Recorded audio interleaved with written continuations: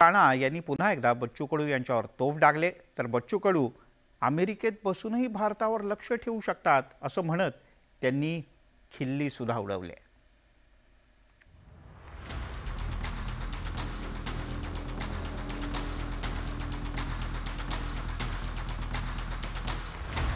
अमरावती लोकसभा मतदारसंघ सध्या राज्यात सर्वात जास्त चर्चेत आहे.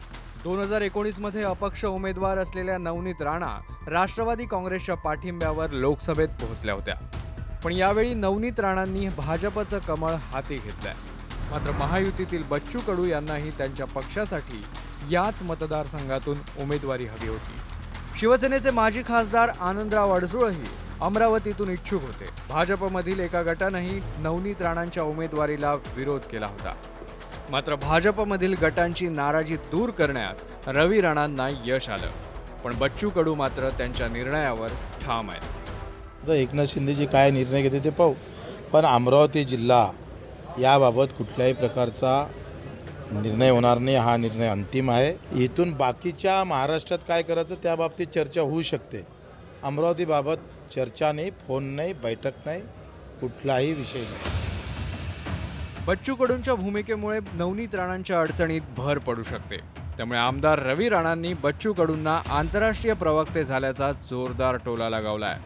ते देशाचे खूप मोठे नेते झालेले आहेत. त्यांचे वक्तव्य म्हणजे असं वाटते की बा ते आपला जो अमेरिकेचा जो राष्ट्रपती होता डोनाल्ड, त्याच्या जागी त्यांना बसवलं पाहिजे. ते अमेरिकेहून बरोबर लक्ष देतील आपल्या देशाकडे आणि काहीतरी देशाचं भलं होईल.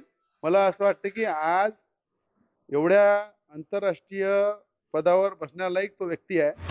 महायुतीतील घटक पक्ष असलेल्या 2 पक्षांचे उमेदवार निवडणुकीच्या रिंगणात उतरल्यामुळे महायुतीच्या नेत्यांचे तोडगा काढण्याचे प्रयत्न सुरू आहेत.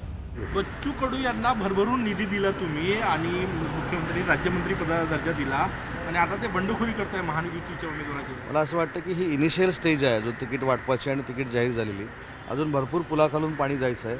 अनेक संकेत तुमच्यापर्यंत अजून पोचायचे आहेत, अनेक संदेश पोचायचे आहेत, अनेक कार्यवाही पोचायच्या आहेत आणि त्या पक्षांतर्गत कारवाया ज्या आहेत, जे तिकीट जाहीर होण्याच्या असतात, त्या झाल्यानंतर 48 जागा जाहीर झाल्यानंतर ह्या सगळ्या बंडखोऱ्या क्षमतील याची खात्री.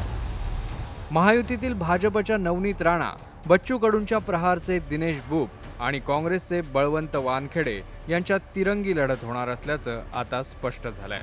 त्यातच रिपब्लिकन सेनेचे अध्यक्ष आनंदराज आंबेडकर यांनीही अमरावतीतून उमेदवारी अर्ज दाखल केलाय. या सगळ्या राजकीय घडामोडींमुळे अमरावती लोकसभा मतदारसंघातील निवडणूक अत्यंत चुरशीची झाली आहे. Bureau report, news 18 Lokmat.